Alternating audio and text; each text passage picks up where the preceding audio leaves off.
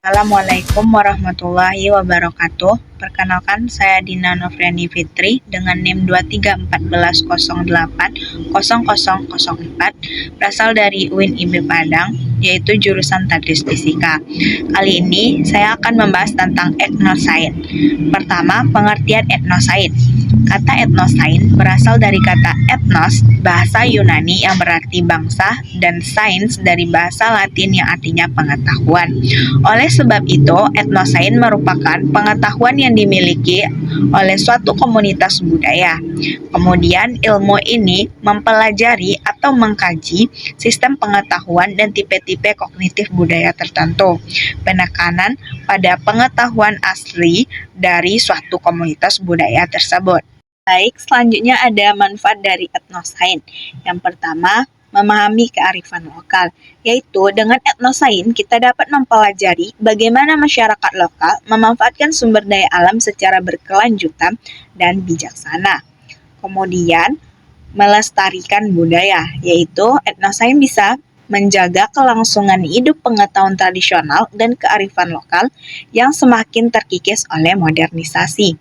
Kemudian ada menemukan inovasi baru, yaitu mengidentifikasi potensi sumber daya alam dan pengetahuan tradisional yang dapat dikembangkan menjadi produk atau teknologi baru.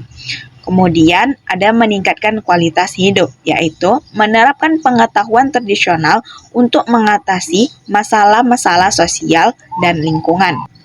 Selanjutnya ada manfaat dari etnosains. Yang pertama, konservasi lingkungan, yaitu etnosains seringkali mengandung pengetahuan tentang pengelolaan sumber daya alam yang berkelanjutan seperti sistem pertanian tradisional yang ramah lingkungan. Kemudian ada pengembangan obat-obatan, yaitu banyak tanaman obat tradisional yang memiliki potensi sebagai bahan baku obat modern. Selanjutnya ada pengembangan pariwisata, yaitu kearifan lokal dan budaya masyarakat dapat menjadi daya tarik wisata yang unik. Kemudian ada pendidikan, yaitu etnosains dapat menjadi bahan ajar yang menarik dan relevan untuk meningkatkan pemahaman siswa tentang lingkungan dan budaya. Selanjutnya, ada karakteristik etnosains. Yang pertama, holistik dan kontekstual, yaitu etnosains memandang pengetahuan sebagai sesuatu yang tidak terpisah dari konteks budaya dan lingkungan, di mana pengetahuan tersebut berkembang. Pengetahuan tentang tanaman obat, misalnya, tidak hanya mencakup sifat fisik tanaman, tetapi juga makna simbolis, ritual penggunaan, dan hubungannya dengan kosmologi masyarakat. Kemudian ada dinamis dan berkembang, yaitu pengetahuan etnosains terus berkembang seiring dengan perubahan lingkungan dan kebutuhan masyarakat. Pengetahuan tentang pertanian misalnya dapat berubah seiring dengan perubahan iklim atau adanya jenis tanaman baru. Kemudian ada subjektif dan berbasis pengalaman, yaitu pengetahuan etnosains seringkali didasarkan pada pengalaman pribadi dan pengetahuan kolektif masyarakat. Pengetahuan tentang cuaca misalnya dapat didasarkan pada pengamatan fenomena alam selama bertahun-tahun dan diwariskan secara turun-temurun. Kemudian ada terkait erat dengan nilai dan kepercayaan, yaitu pengetahuan etnosains seringkali terkait erat dengan nilai-nilai moral, etika, dan kepercayaan agama masyarakat. Misalnya, pemilihan tanaman obat tertentu dapat dipengaruhi oleh kepercayaan tentang kekuatan spiritual tanaman tersebut. Kemudian ada tidak formal, yaitu pengetahuan etnosains biasanya tidak terdokumentasi secara formal, seperti ilmu pengetahuan modern, tetapi ditransmisikan secara lisan atau melalui demonstrasi. Baik, selanjutnya ada kelebihan etnosains. Yang pertama, relevansi, yaitu etnosains menghubungkan ilmu pengetahuan dengan kehidupan sehari-hari masyarakat, sehingga pembelajaran menjadi lebih relevan dan bermakna. Kemudian ada pelestarian budaya. Dengan mempelajari etnosains, kita turut melestarikan kearifan lokal dan pengetahuan tradisional suatu masyarakat. Kemudian ada inovasi, yaitu Pengetahuan tradisional seringkali mengandung solusi inovatif untuk masalah-masalah kontemporer seperti pertanian berkelanjutan atau pengobatan alami. Kemudian, ada pembelajaran yang menyenangkan, yaitu pendekatan yang berbasis pada pengalaman dan budaya membuat pembelajaran menjadi lebih menarik dan berkesan. Kemudian, ada keterlibatan masyarakat. Etnosains mendorong partisipasi aktif masyarakat dalam proses pembelajaran dan pengembangan ilmu pengetahuan. Kemudian ada kekurangan dari etnosains. Yang pertama, subjektivitas, yaitu pengetahuan tradisional seringkali bersifat subjektif dan sulit diukur secara kuantitatif. Kemudian ada validasi ilmiah yang membutuhkan upaya ekstra untuk memvalidasi pengetahuan tradisional secara ilmiah.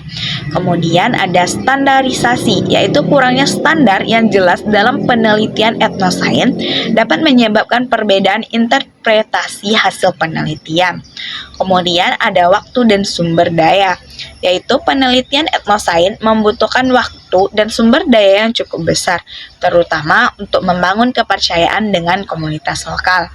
Yang terakhir ada konflik nilai, yaitu terkadang terjadi konflik antara nilai-nilai ilmiah dan nilai-nilai budaya dalam penelitian etnosains. Selanjutnya kita akan menjelaskan tentang sintaks etnosains.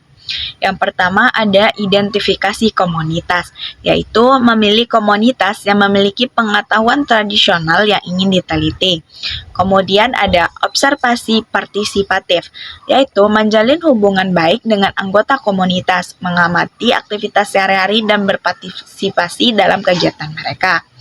Ketiga, ada wawancara mendalam, yaitu mengumpulkan informasi secara langsung dari informan kunci seperti dukun, tetua adat, atau petani.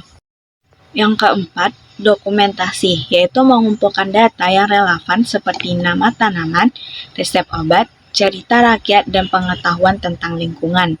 Yang kelima, ada analisis data, yaitu mengorganisir, mengklasifikasikan, dan menginterpretasi data yang telah dikumpulkan. Yang keenam, ada sintesis dan interpretasi, yaitu menggabungkan semua temuan penelitian untuk menghasilkan pemahaman yang komprehensif tentang pengetahuan tradisional. Yang ketujuh, yaitu diseminasi, yaitu membagikan hasil penelitian kepada masyarakat luas, termasuk komunitas yang diteliti, akademisi, dan pembuatan kebijakan. Contoh penerapannya yaitu penelitian tentang penggunaan tanaman jarak pagar atau Jatropha curcas dalam pengobatan tradisional Minangkabau. Yang pertama yaitu identifikasi, yaitu memilih Nagari Kotogadang sebagai lokasi penelitian karena masyarakatnya banyak menggunakan jarak pagar untuk pengobatan tradisional.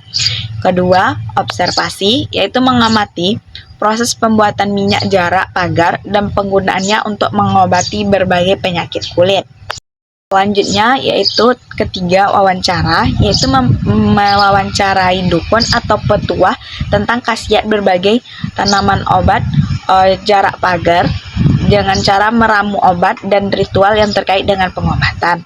Kemudian dokumentasi, yaitu membuat herbarium jarak pagar, merekam resep minyak jarak pagar, dan mewawancarai orang-orang yang pernah menggunakannya.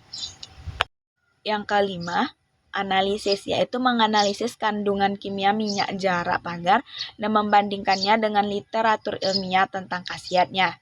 Yang keenam ada sintesis, yaitu menyusun laporan penelitian yang menjelaskan penggunaan jarak pagar dalam pengobatan tradisional Minangkabau dan potensinya sebagai obat alami. Yang ketujuh yaitu diseminasi, menerbitkan artikel ilmiah dan memberikan pelatihan kepada masyarakat tentang pemanfaatan minyak jarak pagar. Baik, itulah hasil dari penelitian saya tentang etnosains. Saya akhiri dengan Assalamualaikum warahmatullahi wabarakatuh.